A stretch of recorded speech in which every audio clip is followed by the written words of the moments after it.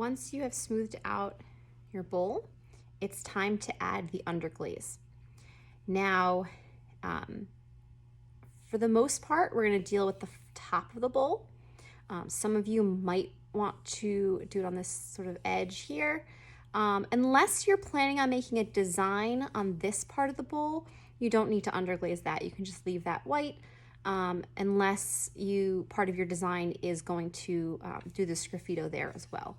But that's optional, you don't have to do that.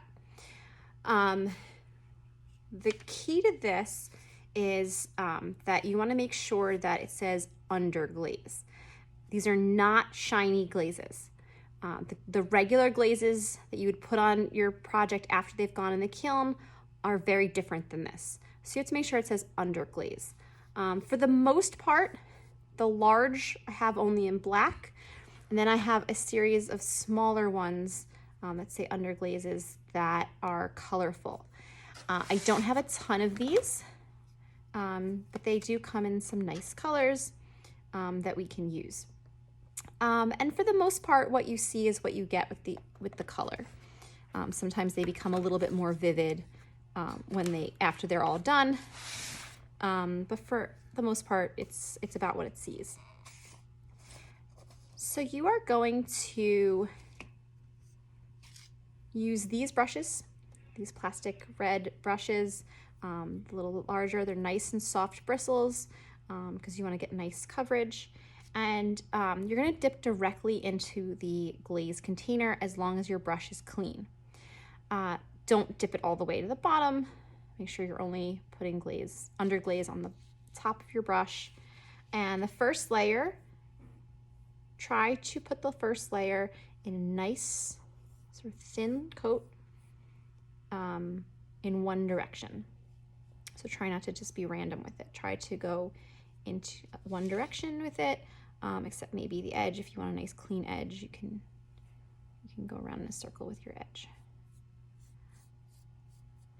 Try not to glop it on too thick.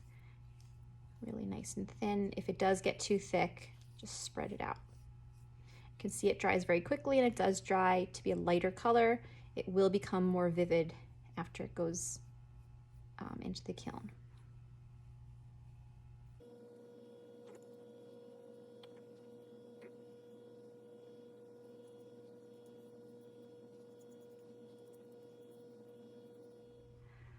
Once you've completed one layer in a single direction, you wait for it to dry. You can see that the parts I just did are drying, but the parts I did originally are already dry.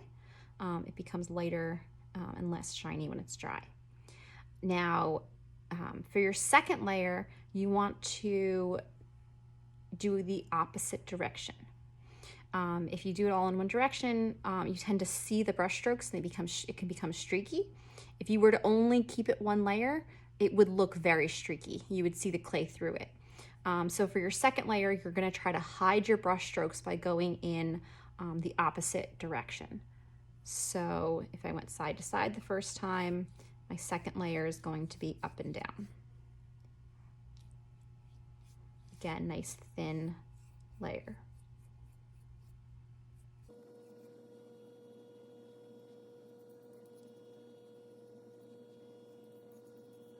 Now for your third and final layer, you have to let the second layer dry. And you'll notice that it does take a little bit longer for the second layer to dry. So the first layer we went side to side. The second layer we did up and down. For the third layer, you're gonna make a diagonal. But the same idea where you are just trying to hide the brush strokes by going in different directions. Nice thin layers.